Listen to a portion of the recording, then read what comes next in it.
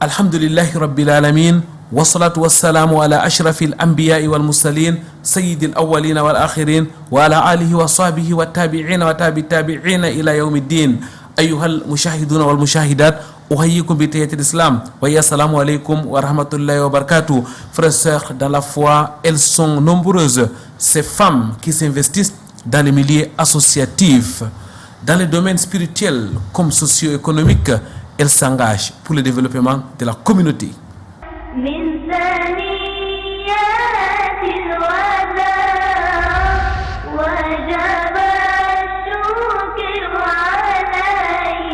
Très chers téléspectateurs, mesdames, mesdemoiselles, messieurs, bienvenue sur ce plateau de votre émission Vitrine de l'Islam, Femmes et engagement associatif. Ce sera l'objet de l'entretien de cet autre rendez-vous islamique sur la chaîne Leader. Au-delà de l'entretien, votre émission Vitrine de l'Islam, c'est aussi au cœur de la société et la psalmodie de Saint Al-Qur'an al-Karim. Pour commencer, écoutons, mais surtout méditons la parole d'Allah, exalté soit-il.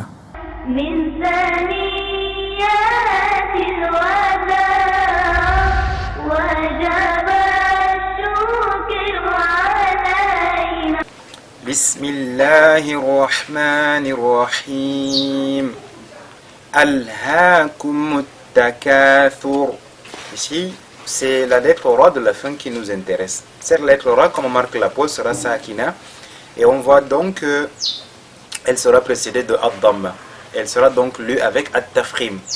Alhaakumut takathur. Et mutta, il faudra bien faire la liaison. Alhaakumut takathur. Hatta zurtumul maqabir.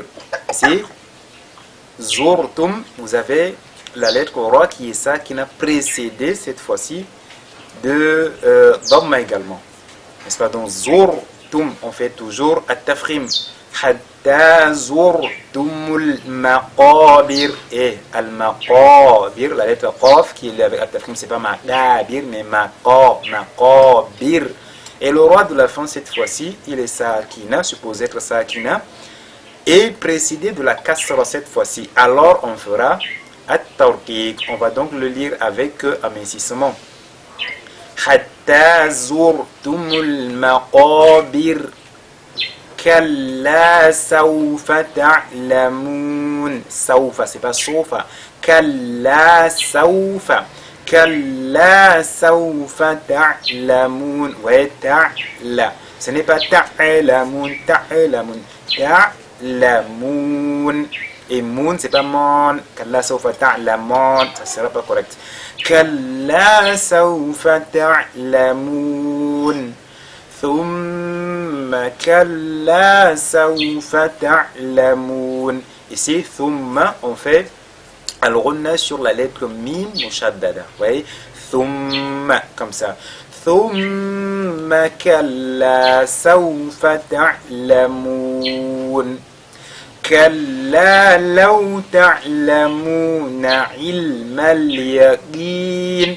Ici, ilmal, vous voyez, ilmal yaqin. C'est pas ilmal yaqin, mais le i. Ilmal yaqin. Le qaf qui est lu avec, n'est-ce pas, tafkhim, bien qu'il soit affecté de la kasra. Donc, kalla law ta'lamuna ilmal yaqin la tarawunna al-jahim. Ici, la tara, la lettre Ra qui est le tafkhim, et puis celle qui suit sur la lettre Waw. La tarawu, ce n'est pas la tarawu, ce n'est pas, il faudrait pas le lire comme si c'était un ha. Et souvent on entend lire la tarawunna al-jahim, on ne sait pas de quelle lettre il s'agit. Donc la tarawunna al-jahim. Et le nun, il est mushaddada, il est donc lu avec al-ghunna wunna, comme ça. La tarawunna al-jahim. Thumma la tarawunnaha ayna al-yaqin. Thumma, on fait donc al-ghunna sur le mim mushaddada. Et la tarawunna, on fera al-ghunna cette fois-ci sur le nun mushaddada. Donc, thumma la tara. On n'oublie pas de faire at-tafkhim sur la lettre Ra. Thumma ثم لترونها عين اليقين ثم لتسألن يومئذ عن النعيم. Ici, ثم, on fait la ghunna sur le mim mushaddada et la tous, vous voyez comment on lit le signe ici, la tous alun, on fait al-ghunna sur le nun mushaddada, thumma la tous alun yawma idhin anin yawma idhin. Ici c'est yawma, c'est pas yawma idhin mais yawma idhin a tanwin suivi de la lettre ayn, on fait ici al-izhar. Donc, yawma idhin directement, n'est-ce pas, sans faire de ghunna. Yawma idhin anin na'im. Et anin, on a un nun qui est mushaddada une fois de plus sur lequel on fait al-ghunna. Thumma la tus'alunna yawma idhin anin na'im. Et na'im, c'est pas na'im. نعيم ثم لتسألن يومئذ عن النعيم. من ثنيات الوداع وجب الشكر علينا. رب اشرح لي صدري ويسر لي امري واحلل عقدة من لساني يفقهوا قولي. اللهم لا علم لنا الا ما علمتنا انك انت العليم الحكيم. Rabbi zidni ilma. Mesdames, mademoiselles, messieurs, votre fidélité nous honore sur Canal D International. Une fois de plus, ahlan wa sahlan wa marhaban bikoum.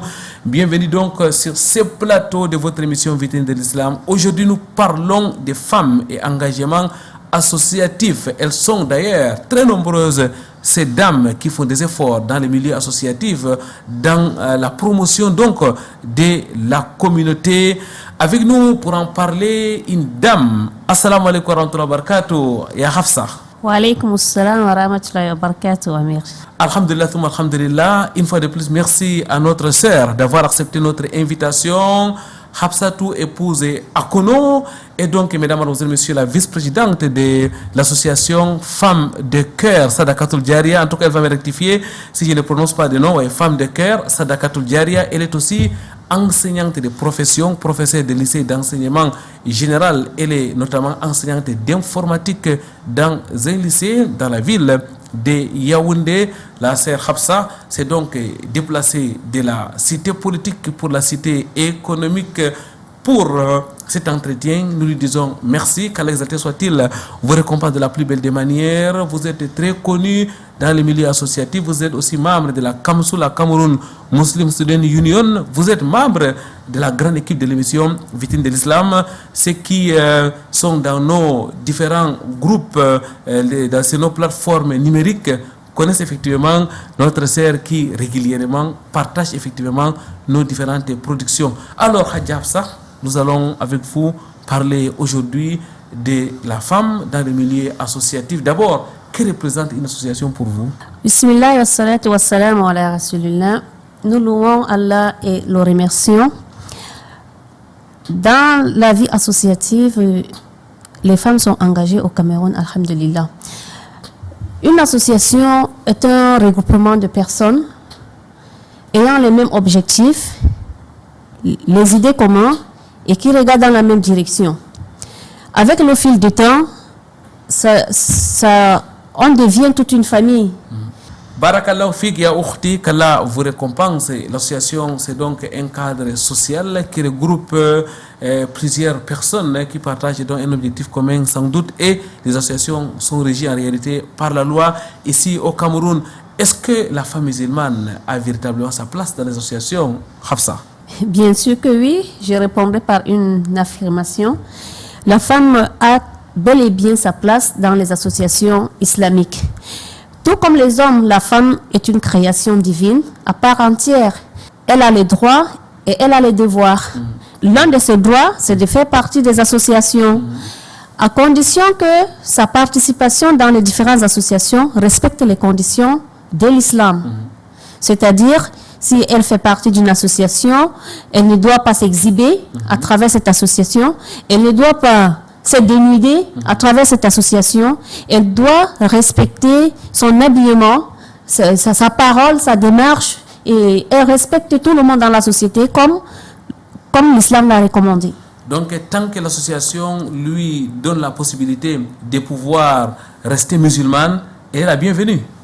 Naam, elle est vraiment la bienvenue tant que l'association lui donne le droit de rester musulmane. Alors, vous l'avez dit, il y a beaucoup d'associations sur le terrain. Dans quel domaine la femme musulmane doit-elle donc s'engager dans le milieu associatif? Naam, vous savez, il existe plusieurs domaines. Et il n'y a aucun domaine qui est restreint à la femme. Elle peut exercer dans tous les domaines. Comme je disais tantôt, il faut juste que cela respecte les conditions islamiques. Nous avons par exemple dans le domaine de l'éducation, les associations éducatives, vous pouvez trouver des femmes qui y adhèrent et qui font des merveilles. Nous avons par exemple dans le domaine d'agriculture, nos mamans du village qui cultivent peuvent bel et bien créer une association des agricultrices. Et puis, nous touchons par exemple le domaine de la santé. Les femmes peuvent bel et bien participer dans les associations qui font dans le domaine de la santé. Donc, en réalité, la femme musulmane peut donc se retrouver partout où besoin se ressent. Non, la femme musulmane peut se retrouver partout où besoin se ressent, à condition que cela respecte les règles islamiques. Mais alors, quelle doit être la priorité, Hadji Hafsa? On voit effectivement qu'il y a beaucoup de domaines, mais vous, en tant qu'observateur de la société, en tant qu'intellectuel, dans quels sont les domaines de priorité aujourd'hui?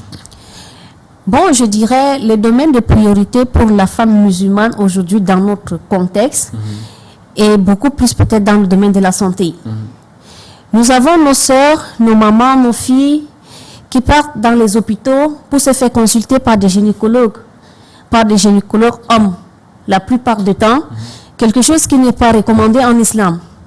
Donc si nous avons des femmes musulmanes, ou bien des femmes en général et des femmes musulmanes en particulier, qui sont des gynécologues, c'est mieux de mettre la priorité des consultations de nos mamans, nos filles et nos sœurs chez cette gynécologue femme. Par exemple, dans le domaine éducatif, aussi c'est une priorité parce que la femme, c'est elle la clé de l'éducation dans la société. Masha'Allah, Barakallahu Fik, Allah vous récompense. Ça veut dire qu'il faudra donc adhérer en priorité dans les organisations qui font donc la promotion de la santé, la promotion de l'éducation par l'engagement des femmes pour respecter donc les normes islamiques. Hadji Hafsa. Naam. Si on rentre un peu en arrière, à l'époque du prophète sallallahu alayhi wa sallam, nous avons notre mère, la mère de croyants Aïcha radiallahu anha, qui faisait beaucoup d'efforts dans l'enseignement.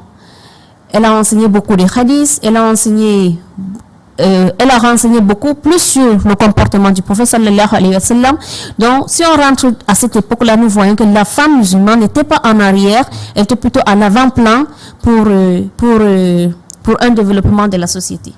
Barakallahu Fik. Alors, Hadji Hafsa, dans notre contexte, il y a beaucoup d'associations de femmes et on voit aussi que les femmes militent dans les associations qui sont mixtes.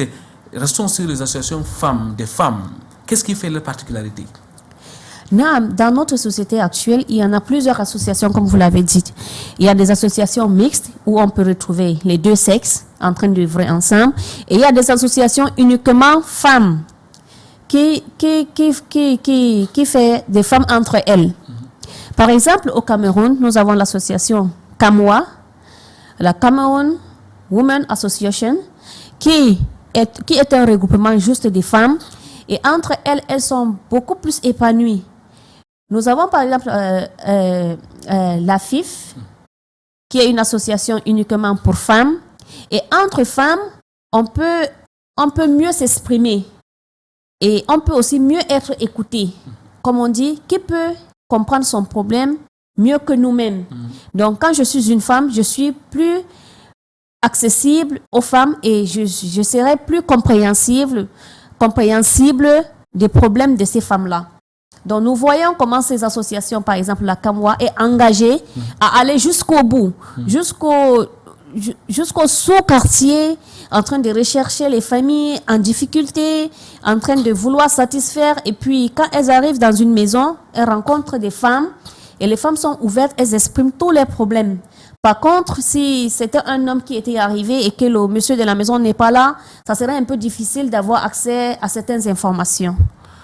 Barakallahu fik, ça veut dire, la sœur Hafsa, que les associations des femmes ont un plus pour la promotion des conditions de la femme en quelque sorte. Naam. Les associations de la femme ont un plus, je dirais, ont beaucoup plus la facilité en fait. Ça donne à la femme de s'ouvrir. Parce que c'est difficile que nos femmes s'ouvrent à un sexe opposé. Or, quand elles voient que c'est la femme qui est devant elle, elle se dit que bon, elle a le même cœur que moi, elle est plus compréhensive, je peux dire et puis je serai écoutée. Barakallahu fiya ukhti, qu'Allah vous récompense. Mesdames, Mademoiselles, Messieurs, nous allons marquer une pause. Nous allons vous rejoindre chez vous, autour de vous, au cœur de la société.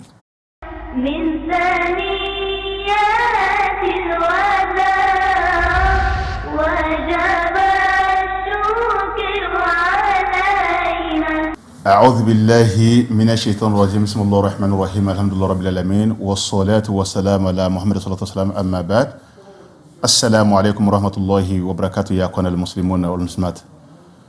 Je salue frères et sœurs, je suis heureux de vous retrouver ce soir. Nous allons parler aujourd'hui de ce qui concerne la mort. La mort, c'est une chose qui est indispensable. Tout le monde, il va mourir. Comme Dieu lui-même il a dit que il dit tous les âmes goûtera de la mort sans l'exception. Il nous a aussi fait comprendre que tabarakalladhi biyadihi al-mulku wa huwa ala kulli shay'in qadir alladhi khalaqa al-mauta wal hayata. Il dit le béni soit sur Allah, dans sa main que le pouvoir, celui qui détient tout le pouvoir. Il dit celui qui a créé la mort et la vie. La mort est juste avant la vie.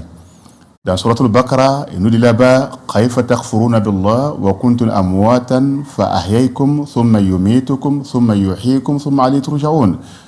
Et de comment vous allez m'écrire Allah, or que vous étiez mort et vous allez donner la vie, après il vous fera mourir, après il vous donnera la vie, après vous allez retourner vers lui. Il nous a aussi fait comprendre Surat al-Imran et dit ma qana li nafsi antamuta illa bi idhnillah. Aucun âme mourira sans la permission d'Allah. Ça signifie quoi? Quand quelqu'un meurt par la maladie ou bien par exemple l'accident ou bien d'autres choses, un bon croyant, il ne doit pas penser que parce qu'il ne doit pas chercher donc de donner un argument. Il faut seulement comprendre que son temps là est déjà arrivé. Parce que nous, ce qui nous dérange beaucoup, souvent quand quelqu'un meurt, nous cherchons souvent à donner des arguments qui n'ont pas de fondement, soit disant que parce qu'il a fait tel, s'il n'avait pas fait tel. On ne doit pas penser ça. On ne doit pas penser à ça. Et aussi, non seulement l'homme, non seulement, c'est-à-dire le bœuf, les herbes ou bien les animaux, même le ciel, il va mourir. Allah dit, إِذَا السَّمَاءُ انْفَطَرَتْ وَإِذَا الْكَوَاكِبُ انْتَثَرَتْ وَإِذَا الْبِحَارُ فُجِّرَتْ وَإِذَا الْقُبُورُ بُعْثِرَتْ Al-mat nafsin ma qaddamat wa akharat. Il dit le ciel que nous voyons, le temps que Allah l'a donné, lorsque le temps là arrivera, le ciel là il fera ce qu'il doit faire, il sera coupé. Même les étoiles aussi, ils vont aussi se disperser, aussi ils vont mourir. Même chose aussi, al-bahar, al-bihar, jam'u ila bahar, quand on dit bahar singulier, donc la mer ou bien les fleuves, quand on dit bihar, donc les fleuves, ils sont là. Et dès qu'il faut dire, il y a les moments aussi qui aussi ne vont plus arriver à distinguer entre leur lot et aussi ils vont mourir. Donc, même les tombes aussi, Dieu il va fendre les tombes. Après d'avoir fendu les tombes, Dieu il va dire Al-mat nafsin ma qaddamat wa akharat. Dieu il dira chaque âme donnera de l'information ce qu'il avait fait au début de sa vie et ce qu'il avait fait la fin de sa vie. Donc chacun de nous, il va rendre compte.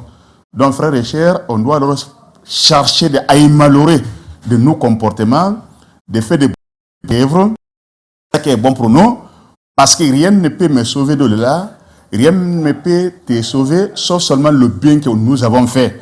Comme Allah dit que « Faman ya'mal مثقال ذرة خيرا يرى ومن يعمل مثقال ذرة شرا يرى. Tout ce que nous ferons comme le bien, on verra le mal aussi, c'est la même chose. Et dans l'au-delà aussi, personne ne peut venir au secours de l'autre. Personne ne peut secourir l'autre. Allah dit, Surat al-Abasa, il dit يوم الأخفر المرء من أخيه وأمه وأبيه وصاحبته وبنيه لكل امرئ منهم يومئذ شأن يغنيه وجوه يومئذ مسفرة ضاحكة مستبشرة وجوه يومئذ عليها غبرة ترهقها كترة أولئك هم الكفرة الفجرة. Il dit le jour du jugement dernier, les frères les vont se fuir. Quand ton frère te voit, il va te fuir. Quand tu le vois, tu vas le fuir. Ta mère, c'est la même chose. Ton père, c'est la même chose. C'est-à-dire que chacun de nous, et ta femme, tes enfants, chacun de nous, il va s'occuper de son cas selon ce qu'il a fait. Donc, on doit leur faire du bien. C'est ça qui va nous aider. Mohammed, sallallahu alayhi wa sallam, il a dit, hadith qui est rapporté par Muslim, عن عبد الله بن مسعود رضي الله عنه قال قال رسول الله صلى الله عليه وسلم يوم لا ينفع المال ولا بنون إلا من أعطى الله بقلب سليم. Il dit le jour aucun âme ne peut aider l'autre. C'est-à-dire que aucune personne c'est-à-dire que tes biens ne peut te servir, ni encore au moins de tes enfants, sauf celui qui vient auprès de là avec le cœur pur. C'est ce qu'on veut dire ici, c'est-à-dire le cœur pur. C'est-à-dire que celui qui viendra devant Dieu avec de bonnes œuvres, dont rien ne peut nous aider l'au-delà, sauf seulement le bien que nous ferons. Donc on doit leur faire du bien. Le bien les sont aussi beaucoup. Même des faits, quelqu'un fait des rapports avec sa femme là, c'est une bonne œuvre. Moi ça m'a dit, An Abi Huraira, radiallahu anhu, قال رسول الله صلى الله عليه وسلم نفقة رجل إلى أهله صدقة. Il dit de fait même que l'homme là fait des rapports avec sa femme, c'est déjà une bien. Donc quand nous avons aussi par exemple comment on appelle-t-on, quand nous avons des biens, d'aider quelqu'un aussi, de nourrir le pauvre, c'est une bonne œuvre, ou bien les orphelins. Allah dit dans Surat al-Nisa, Surat al-Insan, il dit وَيُطْعِمُونَ الطَّعَامَ عَلَى حُبِّهِ مِسْكِينًا وَيَتِيمًا وَأَسِيرًا إِنَّمَا يُطْعِمُكُمْ لِوَجْهِ اللَّهِ لَا نُرِيدُ مِنكُمْ جَزَاءً وَلَا شُكُورًا. Il dit les croyants, ils nourrissent le pauvre et les orphelins et les prisonniers. Quand il nourrit ces gens-là, il les dit quoi? Il leur dit Innama yut'imukum liwajhillah, nous vous nourrissons à cause des visages d'Allah. Là, nous donnons comme jaza'an, on n'a pas besoin de vous, une récompense, voilà, shukura, ni au moins un remerciement. Celui qui fait quelque chose à cause d'Allah, donc il n'a pas besoin d'un remerciement. Donc, frères et chers, on doit s'introduire de faire le bien. Et puis, toujours de recommander le bien. Wa ta'awan ala al-birri wa taqwa wa la ta'awan ala al-ithmi wal udwan. هذا آخر دعوانا سبحانك اللهم أشهد الله لا إله إلا أنت أستغفرك وأتوب إليك. السلام عليكم. من ثنيات الوداع وجب الشكر علينا. Du cœur de la société, nous rentrons sur ce plateau de l'émission Victime de l'Islam. Nous restons avec notre invitée, la sœur Hafsa, épouse Akono. Elle est enseignante de formation, professeure de lycée d'enseignement général. Merci d'être là une fois de plus avec nous. Nous parlons des femmes et engagement associatif.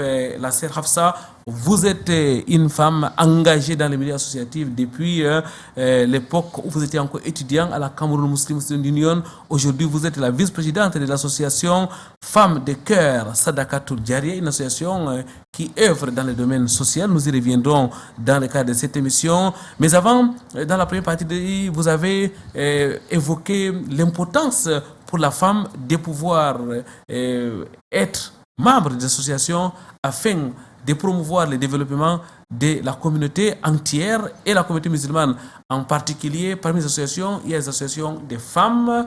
Elles ont plus à donner. Quel doit être leur apport au juste, la sœur Hafsa, pour notre Oumma? Alhamdulillah, L'apport de la femme dans les associations, je peux dire, c'est équivaut à l'apport de l'homme dans une association. Puisque quand on s'engage pour travailler pour une association, il faut qu'on le fasse bien. Si par exemple, je me suis engagée à aider les orphelins, il faut que je me rassure que au moins le minimum des orphelins que je me suis engagée à aider est bien encadré. Vous savez, la spécialité de la femme, c'est que quand elle veut faire quelque chose, elle le fait toujours bien. Et elle veut aller jusqu'au bout. Donc, je me dis, la femme a un grand apport dans les activités associatives. On va donc dire que la femme est dynamique alors. Naam, la femme est dynamique dans les milieux associatifs. Barakallahu Fik, la sœur Hafsa, tout à l'heure, je vous présentais comme la vice-présidente de l'association Femmes de Cœur, Sadakatul Jaria. Pourquoi Femmes de Cœur? Pourquoi Sadakatul Jaria? Naam, alhamdulillah, en tant que vice-présidente de l'association Femmes de Cœur, Sadakatul Jaria, je peux dire c'est tout un bébé association par rapport à la Kamsou que je fais partie, par rapport à cette Albayan que je fais partie et bien d'autres associations, la Kamwa et autres. Association Femmes de Cœur Sadakatul Jaria est née tout récemment. Et le nom Femmes de Cœur fait un peu une distinction par rapport aux autres associations de Sadakatul Jaria. Donc, c'est un nom particulier que nous avons adopté pour notre association de femmes. Maintenant, à Sadakatul Jaria, pourquoi? Parce qu'on a envie de faire dans les œuvres continues, dans les aumônes continues.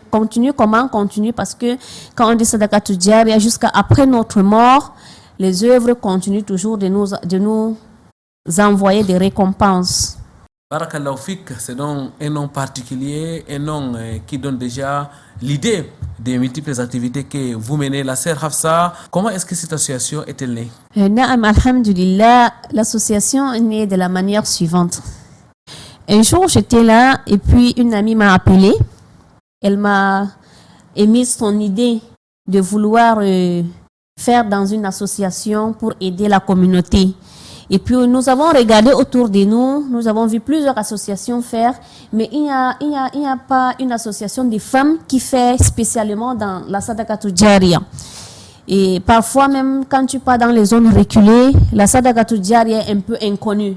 Les gens s'attardent sur les sadakas, donner les bonbons, donner ceci, cela.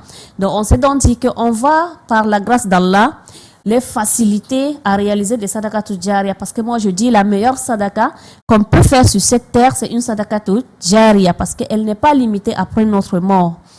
Une fois qu'on a conclu cela, on s'est mis à parler de bouche à oreille à nos connaissances. Et puis, alhamdulillah, les gens ont commencé à adhérer. Et nous avons commencé à réaliser des petites parts, des petites œuvres. Collecter quelques pièces d'argent, acheter quelques bouloirs, mettre dans les mosquées, renouveler les tapis et puis... Alhamdulillah, l'association est donc née, ça fait pratiquement 5 ans aujourd'hui. Et quels sont les objectifs que vous vous êtes fixés et quelles sont les activités que vous vous êtes promises de mener? Non, alhamdulillah, depuis la création de cette association, on s'est fixé pour objectif principal de faciliter la réalisation des sadakatul jaria. C'est-à-dire la construction des grands édifices islamiques. Même comme les moyens pour l'instant ne nous permettent pas d'initier un grand projet du début à la fin, nous y participons, nous envoyons nos contributions à ceux qui ont déjà commencé. Par exemple, si on arrive dans une zone, on trouve qu'il y a une mosquée en construction.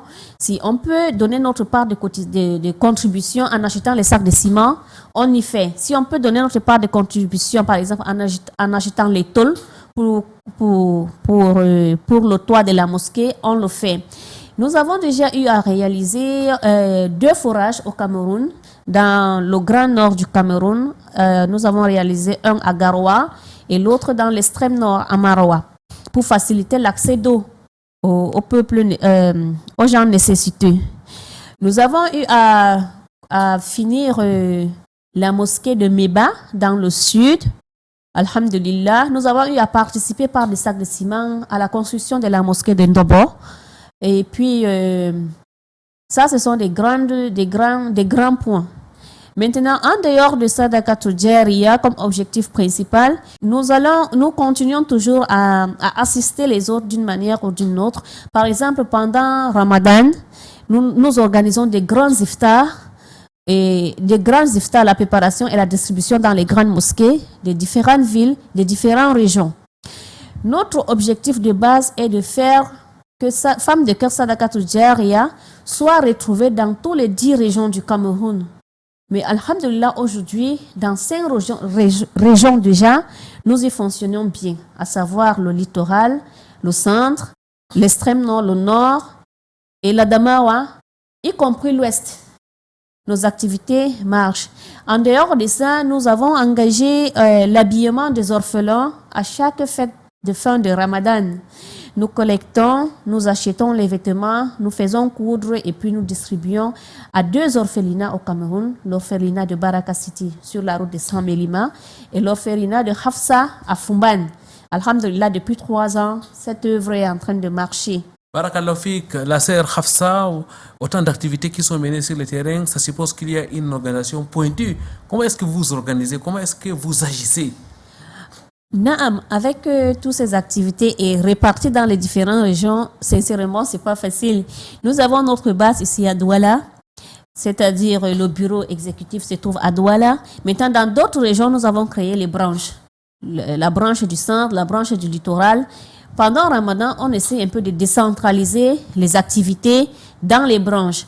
La branche de Yaoundé se concentre pour collecter et réaliser les grands iftars dans la ville de Yaoundé. La branche de Douala fait de même ainsi que les autres branches. Maintenant, comme activité commune pendant Ramadan pour l'habillement des orphelins, ça se fait dans le groupe général. On collecte, on lance une grande cagnotte pour l'habillement des orphelins et tout le monde y participe. À la fin, maintenant, il y a 2 personnes, la trésorière et moi qui suis la vice-présidente, qui supervisons toute la réalisation et la distribution des vêtements des orphelins. Alors, quelle est votre cible? Qui contribue? C'est seulement les membres ou alors c'est ouvert à la communauté en général? Non, ce n'est pas seulement les membres. C'est ouvert à la communauté en général. Nous avons nos groupes WhatsApp. À travers les réseaux sociaux, nous publions chaque fois nos cagnottes lancées. Et au fil du temps, alhamdulillah, ça marche. Nous sommes déjà connus. Et les gens font beaucoup de contributions. Qu'Allah subhanahu wa ta'ala les récompense de la plus belle des manières.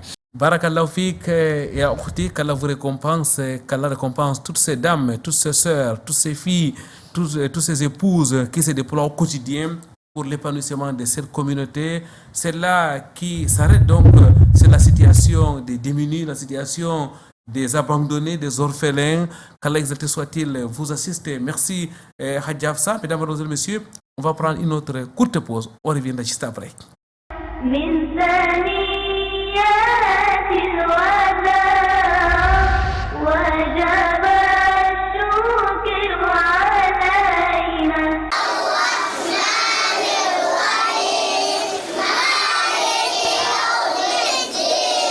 مرحبا بكم إلى أنشطتنا المدرسة القرآنية سبيل الرشاد. Des petits et tout petits en pleine prestation, ils démontrent fièrement ce qu'ils ont appris au cours des 9 derniers mois. Ils ont appris le Coran, mais aussi les bons comportements. Ils ont appris à parler le français, l'arabe et l'anglais. Ils sont tous élèves à l'école coranique Sabil Rachad de Douala.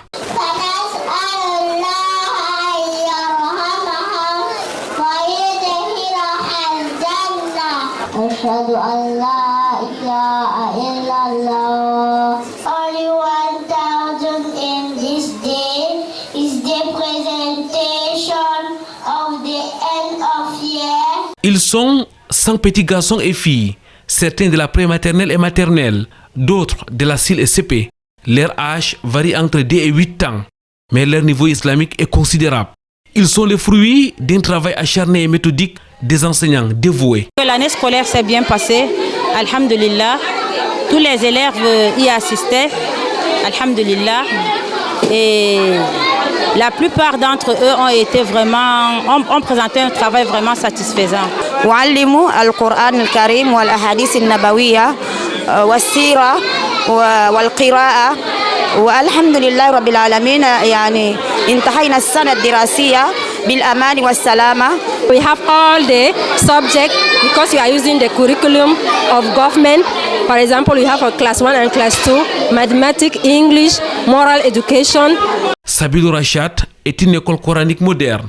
Ici, la priorité est l'enseignement du Coran, mais le côté académique n'est pas du reste avec un suivi du programme du ministère de l'Éducation des bases. Une combinaison du spirituel et du temporel dès le bas âge qui fait sa particularité. Une idée originale de sa défunte fondatrice, Hawa El Sani Kalalagré. Le Seigneur l'a rappelé, mais son œuvre continue sous la supervision de son mari. Sentiment double de tristesse d'abord parce que celle qui a fondé, celle avec qui on a fondé, qui était directrice jusqu'à là, n'est plus avec nous. Alhamdulillah. Sentiment de joie aussi parce que l'équipe éducative, les parents et autres ont fait confiance à Sabilou Rachat. Nous venons d'assister à cette cérémonie. Nous avons vu ce que les enfants ont présenté, ce qui prouve à dessein que le travail était bien accompli tout le long de l'année. Nous exhortons ainsi à tous les parents, ainsi à toute la communauté musulmane de venir vraiment inscrire leurs enfants dans cette école Sabilou Rachat. En tant que parent d'élève, je suis vraiment très satisfaite de ce qui s'est passé et bon, Inch'Allah, l'année prochaine, je vais encore inscrire mon enfant. Après cette cérémonie du 29 mai 2025 clôturant l'année scolaire 2024-2025, les regards sont fixés vers l'année prochaine et Sabilou Rachat déterminé à encore faire mieux dans l'encadrement islamique et académique des petits et tout petits.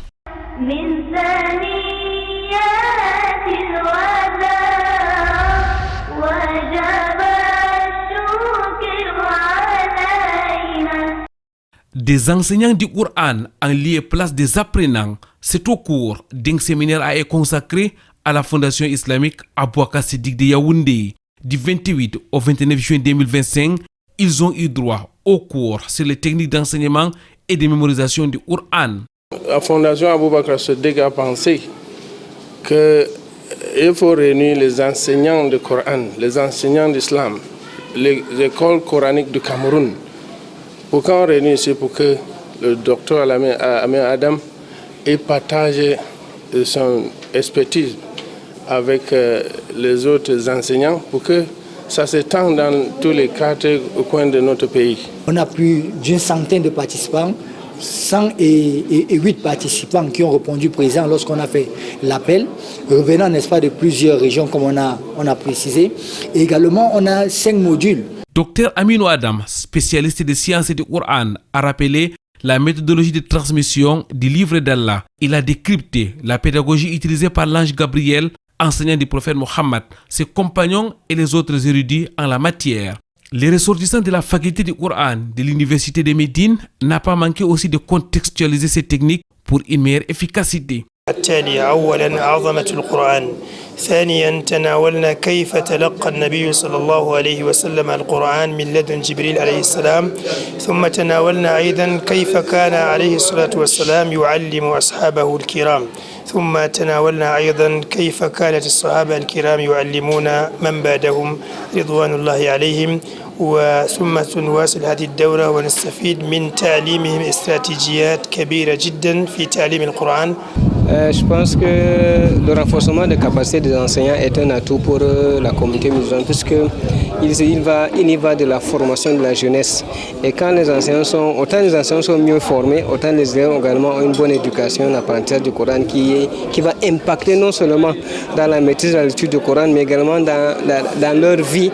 Ça va améliorer leur comportement, ça va les renforcer dans leur façon de vivre en société et comme ça, ils seront plus aptes à s'intégrer dans la société.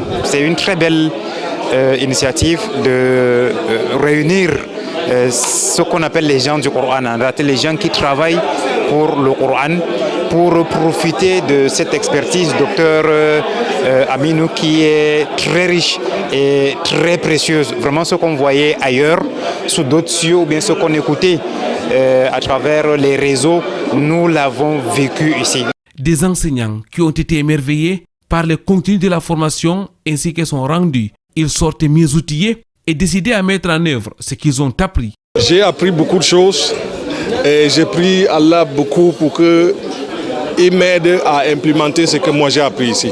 Il est important pour tout enseignant qui à chaque moment de son activité de faire un arrêt pour pouvoir renforcer ses capacités dans la pédagogie.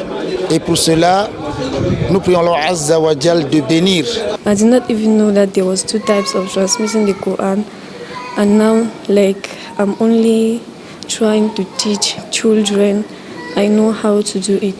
Ça fait des années que nous enseignons le Coran, mais aujourd'hui on a eu vraiment un professionnel qui nous a enseigné la profondeur de l'amour qu'on doit avoir envers d'abord le Coran et la façon qu'il faut transmettre. Cette première édition de la formation des formateurs du Coran s'achève avec la remise des diplômes de participation. Une invocation qu'Allah bénisse.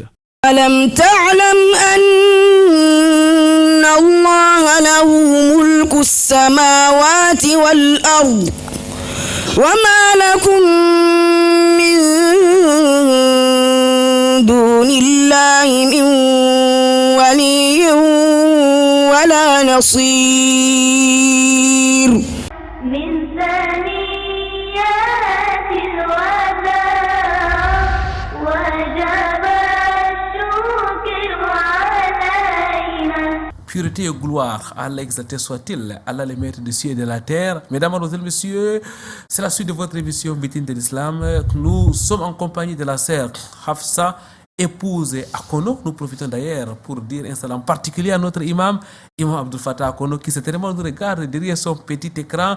La sœur Hafsa, qui est donc de Yaoundé, elle est ici à Douala, et elle a accepté donc faire l'entretien avec nous une fois de plus. Merci Khadja Hafsa. Dites-nous, votre association, l'association Sadakatul Jariya, Femmes de cœur Sadakatul Jariya, qui existe depuis 5 ans aujourd'hui, quel est son bilan? Est-ce qu'on peut faire un regard rétrospectif de ce qui a été fait depuis sa création? Naam, alhamdulillah, nous remercions beaucoup Allah subhanahu wa ta'ala. Depuis que Femmes de cœur est née, parce qu'elle est née étant petite, et aujourd'hui, nous sommes reconnus par l'État, et alhamdulillah, les activités qu'on a eu à mener ont bel et bien marché malgré des difficultés rencontrées sur le terrain. Donc, depuis sa création, comme je disais, on a eu à participer à la finition de plusieurs mosquées. Nous avons assisté des orphelins par leur habillement, par participer à quelques parrainages de ces orphelins-là. Nous avons eu à réaliser les grandes iftars pendant Ramadan, et sincèrement, l'année-ci, je lance un coup de chapeau à toute la communauté qui a eu à distribuer, parce que ça s'est très bien passé. On a produit plus que ce qu'on attendait. Et puis, nous avons eu à réfectionner plusieurs mosquées en achetant de nouveaux tapis, de nouvelles bouilloires et bien d'autres. Par exemple, refaire la peinture, acheter les tôles pour finir certaines mosquées, et alhamdulillah. Et entre-temps aussi, au départ, on avait voulu assister certaines personnes dans les difficultés. Mais au fil du temps, nous avons constaté qu'on était étouffés par les demandes, et puis ça devait nous un peu décaler de notre objectif de faciliter la Sadaqatul Jariya. Nous avons mis cela de côté, mais on a eu quand même à assister quelques familles en leur fournissant un fonds de commerce pour pouvoir aider la veuve, par exemple, à subvenir aux besoins de ces orphelins. Autant d'activités menées, qu'Allah exalté soit-il vous récompense, la sœur Hafsa. Alors certainement vous rencontrez des difficultés au quotidien, c'est pas évident de pouvoir agir dans la communauté. Non, les difficultés, ils sont là au quotidien. Vraiment, c'est pas facile. Mais le musulman doit dire alhamdulillah dans toutes les situations. Comme difficulté rencontrée, dernièrement, on était en train de vouloir réaliser un forage au niveau de Yaoundé. Les premiers travaux lancés, nous avons rencontré un rocher qui était très difficile. Il fallait déporter le projet de Yaoundé pour le sud. Arrivé au sud, ce n'était pas vraiment évident. Ça n'a pas donné. On est quitté du sud maintenant pour l'extrême nord. Arrivé à l'extrême nord aussi, vous savez, il n'est pas facile de travailler avec tout le monde.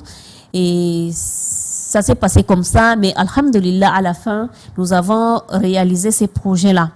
Et puis, comme deuxième difficulté gênante qu'on rencontre, c'est le plagiat.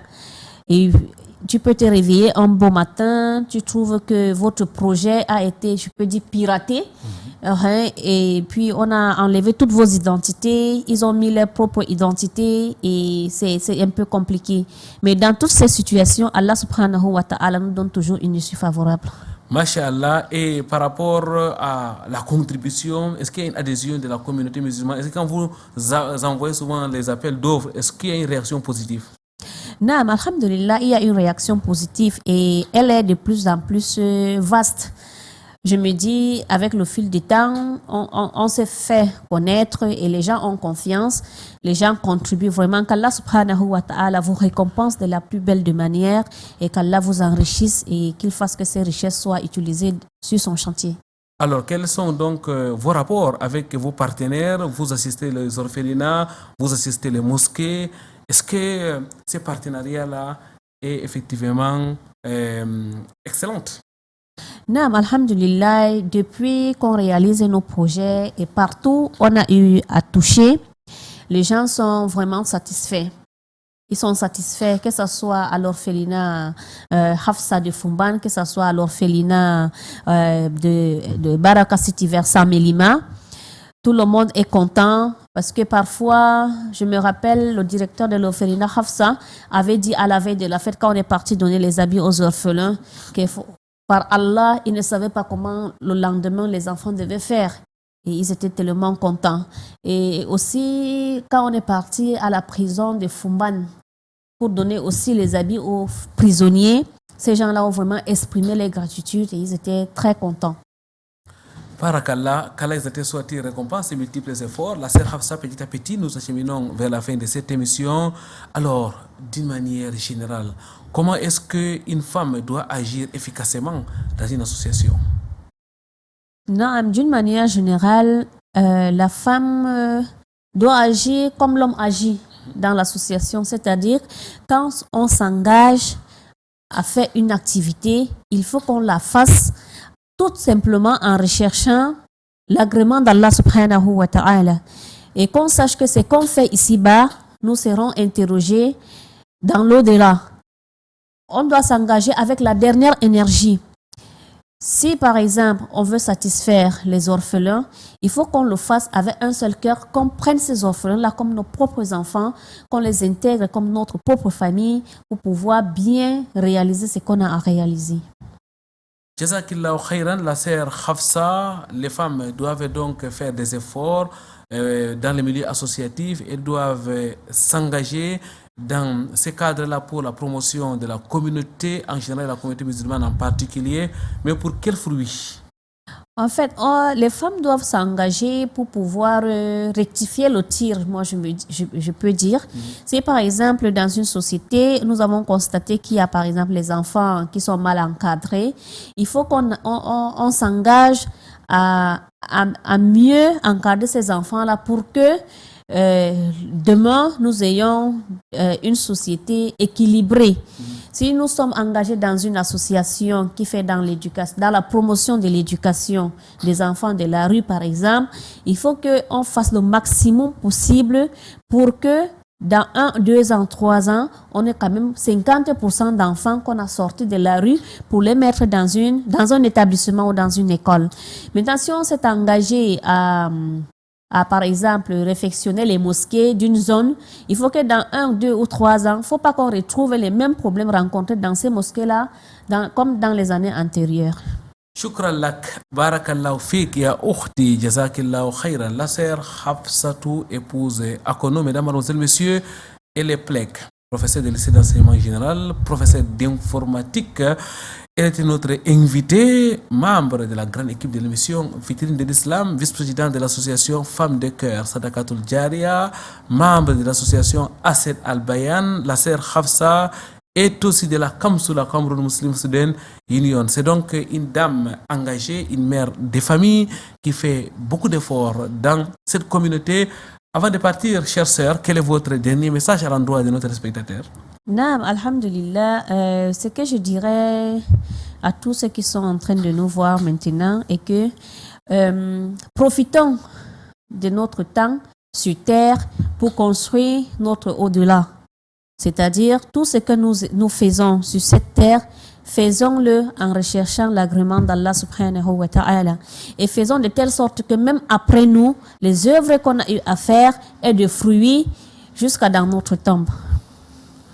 Merci. Voilà donc qui est bien dit. Qu'Allah exalté soit-il accompagne toutes ces dames qui œuvrent au quotidien pour l'épanouissement de notre communauté en général, notamment à travers les associations. Mesdames, Mesdemoiselles, Messieurs, c'est tout pour cette autre émission.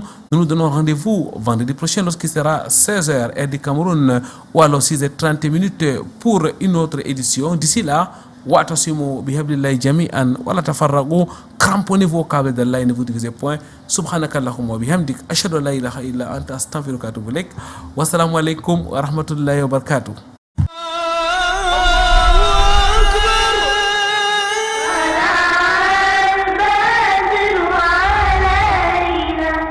من ثنيات